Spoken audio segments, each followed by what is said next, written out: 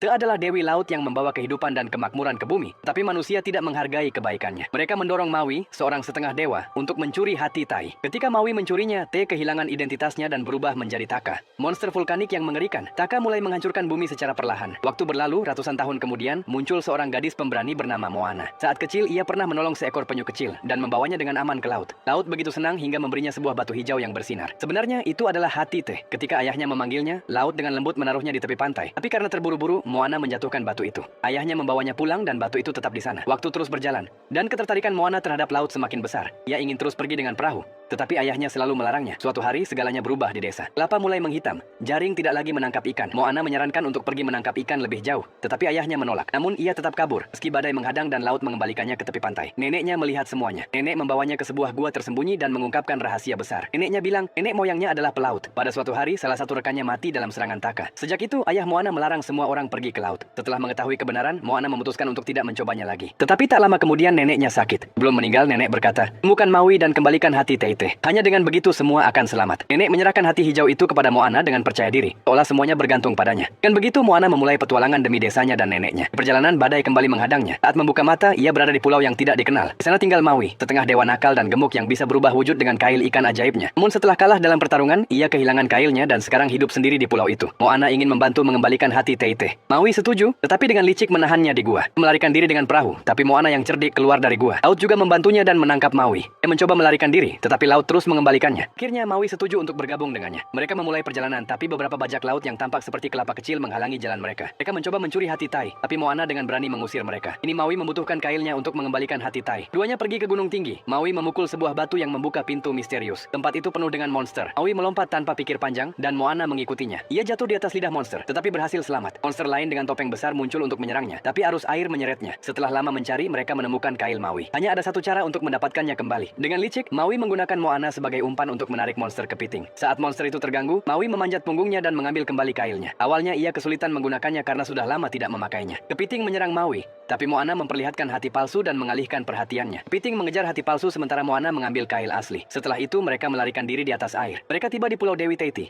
tetapi Taka sudah ada di sana. Maui berubah menjadi elang, tapi Taka menjatuhkannya ke tanah. Kemudian ia berubah menjadi ikan dan kembali ke perahu dengan kailnya. Tapi Taka menyerang lagi. Setelah pertarungan sengit, kail Maui patah. Ia menerima kekalahan dan pergi. Moana tinggal sendirian. Ia mengembalikan hati Te ke laut. Saat itu muncul roh neneknya dan berkata, jangan menyerah, itu memberimu kekuatan. Moana kembali melompat ke laut dengan hati itu dan berlayar menatap mata Taka. Laut menciptakan kabut untuk menyembunyikannya, tapi Taka berhasil mencapai perahu dan membaliknya. Saat itu Maui kembali dan menghalangi jalan Taka.